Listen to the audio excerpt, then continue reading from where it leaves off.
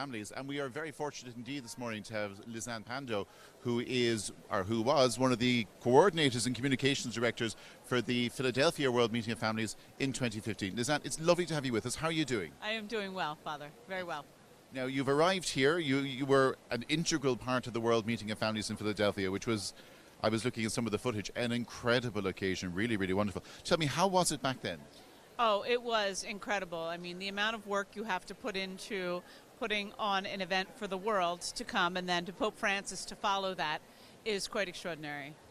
And it just looked, wherever he went, the reception was really positive. Even he was reaching out to people who may not necessarily have been people who had been on the same page as him, but it seemed to be an incredible success. What maybe was one of the highlights for you? There were so many. He told us originally, the Vatican told us he wouldn't speak English because it's not his native tongue, and he's very sensitive to the words he says having different meanings. So he would have interpretations and things of that nature.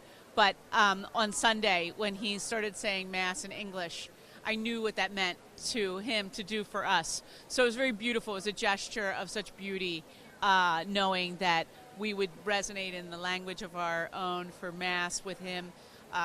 It made me cry. It was very beautiful. The Mass is the highlight. 500,000, a million people coming together in a sea of faith, and so many different languages, but we're all speaking the same love to God. It's the most beautiful thing anyone could experience. Very blessed. Yeah, it's just incredible. I suppose I've been lucky to be at a few World Youth Days, and it's somewhat similar as well. It's just you have that sense of what it means to be part of a Catholic Church. And so tell me now, you're here for World Meeting of Families in Dublin. How's it going for you here?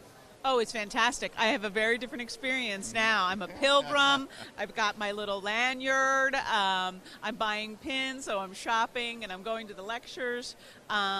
It's been so much fun. I've really enjoyed the different aspects of what they're bringing forth. The Masses have been just lovely, as they always are. So it's been really a really fun experience, and I'm getting sleep. I'd say somewhat of a novelty. And can you tell me maybe... I would imagine.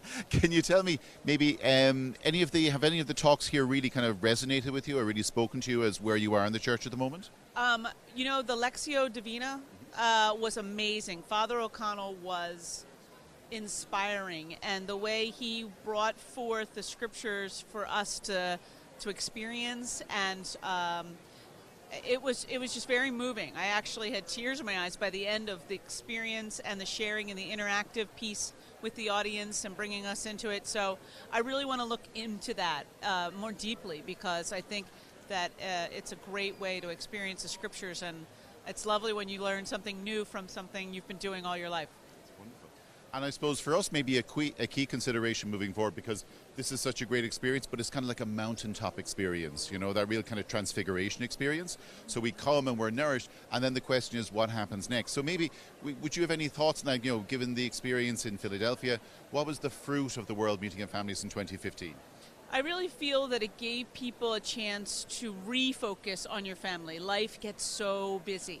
So I've noticed here, as I did there, that when people share, and people say to them, how have you enjoyed this, or bring them into the lectures and the panel discussions, they found that taking time to study your faith with your family, your husband, your wife, your children, looking again at what you do is so important. And then carrying that home, learning these practices to take home. Like I just learned how to read the scriptures again, which of course I thought I knew how to read the scriptures, and it was so fresh and new. So we'll take that home. I'll take that home to my family, and there was some wonderful parenting lectures. So I really feel that beyond this, it deepens your practice of the faith, and it reminds you have to stop. I think this. I have some friends who are in the Jewish tradition, and they love that we get together and talk about family. They're like, that's amazing. Your faith comes together. Yes, we do. We come together. We explore our families, the shared problems, the shared joys, and then we go back and we bring it back to our faith and our families, and they just love that. And I think we're very blessed to have this kind of event to do that for our families. Yeah, I just think it's a key consideration because the word that you said that struck me is time, because we seem to be busier than ever, and it's just about coming together as family and just taking those really precious moments to come together and to share our faith and to explore our faith and to grow in our faith. So yeah, I mean, God willing, now when coming from this experience here, families will be renewed, and when they go home they'll do exactly that. Maybe they'll spend just that little bit more time being together as family, but being together as a family of faith and a family of love. So Lisanne, thank you very much. We hope you have plenty of sleep, no phone calls, and be able to attend all the lectures and talks that you'd like.